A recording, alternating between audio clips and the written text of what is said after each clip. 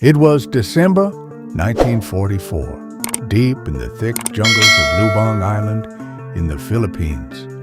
The war in the Pacific was reaching its final stages, but for one young Japanese intelligence officer, the fight was only beginning.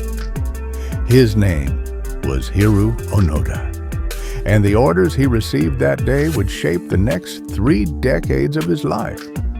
Onoda was only 22 years old when he arrived on Lubang Island.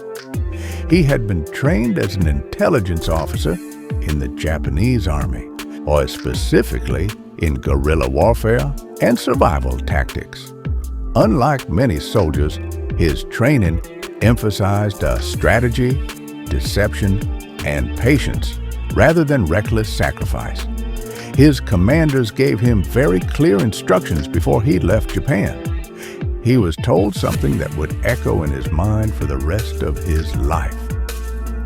You are absolutely forbidden to die by your own hand. It may take 3 years, it may take 5, but whatever happens will come back for you. Those words became his mission, his purpose, his reality. When Onoda arrived on Lubang Island, American and Filipino forces were already closing in. The island was small but heavily forested, perfect for hiding. Onoda quickly organized a small group of soldiers who had also been left behind as Japanese forces retreated. They hid in the jungle, waiting for instructions that would never come. In early 1945, American troops landed on the island. The battle was swift and decisive. Japanese forces were overwhelmed, and Lubang Island quickly fell under Allied control. But Onoda and the few soldiers with him refused to surrender. They remembered their orders: never surrender, never believe enemy propaganda, continue the mission. Soon leaflets began falling from the sky. Planes flew overhead, dropping thousands of pieces of paper across the jungle floor. The leaflets announced something unbelievable. The war had ended. Japan had surrendered. But Onoda refused to believe it. To him, there was clearly a trick by the enemy. Psychological warfare meant to lure hidden Japanese soldiers out of hiding. After all, his commanders had told him that the war could last years. And so Onoda and his companions stayed hidden. Weeks turned into months. Months turned into years. The small group survived by hunting animals, stealing rice from nearby farms, and hiding deep within the dense jungle. At night, they would sometimes sneak down to villages to gather supplies. The villagers, terrified of the mysterious soldiers hiding in the forest, reported sightings to the authorities. Search parties were sent, but the jungle protected them. For Onoda, every rustle in the trees could mean danger. Every distant sound might be an enemy patrol. The world had moved on, but inside the jungle, the war was still very real. By 1949, one of the soldiers decided he had had enough. He secretly left the group and surrendered to authorities. When he returned to Japan, the news shocked everyone. There were still Japanese soldiers hiding on Lubang Island. Officials immediately began trying to convince the remaining men that the war had ended. More leaflets were dropped. Loudspeakers broadcast messages into the jungle. Even letters from family members were sent. But Onoda refused to believe them. To him, it all looked like an elaborate enemy trap. Years passed, and life in the jungle grew harder. Food was scarce. Rainstorms flooded their shelters. Mosquitoes carried disease. Every day was a struggle for survival. In 1954, a tragic moment changed everything. During a confrontation with local authorities, gunfire erupted. one of Onoda's closest companions, was killed. After the smoke cleared, Onoda and one remaining soldier disappeared deeper into the jungle. The two men continued their strange war against an enemy that had already gone home. They sabotaged rice supplies, burned stored crops, and occasionally exchanged gunfire with police searching the jungle. To the outside world, they were ghosts, but to themselves, they were loyal soldiers still following orders. In 1972, another turning point came.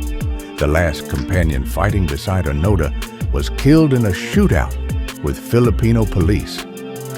Suddenly, after nearly 30 years in hiding, Hiroo Onoda was completely alone. Yet he still refused to surrender, even after almost 3 decades. Even after losing everyone who had fought beside him, even after seeing undeniable changes in the world around him, the war in his mind was not over. Back in Japan, the story of the mysterious soldier who still refused to surrender began attracting attention. Many people were shocked. Some were fascinated. Others believed the reports were simply rumors. But one man decided to search for the truth. His name was Norio Suzuki. Suzuki was an adventurous young traveler who believed he could find Onoda in the jungle. His mission sounded almost impossible, but he set out anyway, determined to locate the legendary soldier. In 1974, Suzuki entered the jungles of Lubang Island. Days passed as he searched the dense forests, asking villagers for clues and exploring the remote areas where Onoda was believed to hide.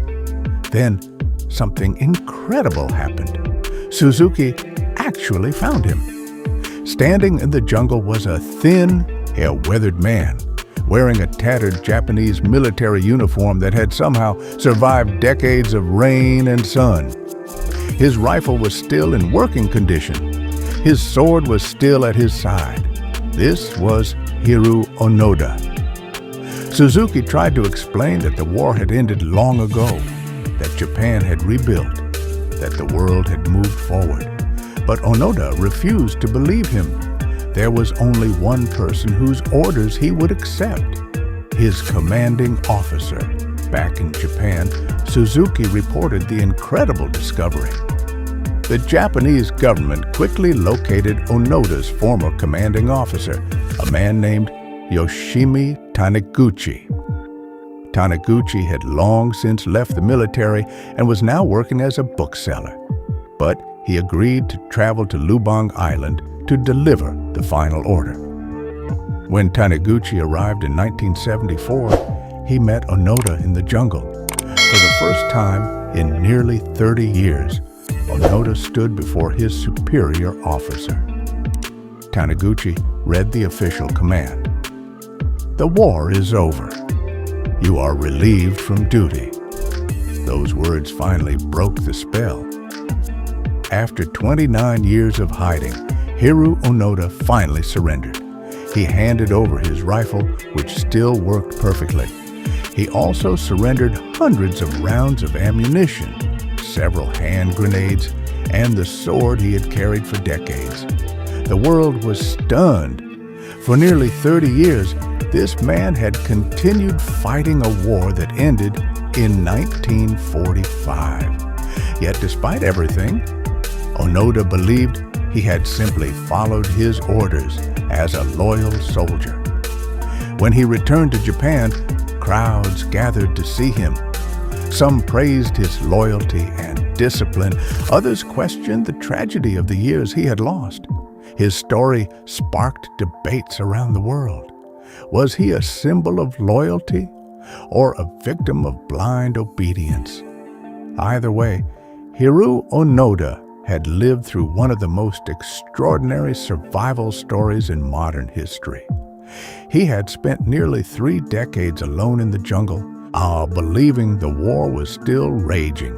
And when he finally stepped out of the forest in 1974, the world he returned to was completely different from the one he had left. If this story shocked you, remember that history is full of unbelievable stories, hidden in the shadows of time.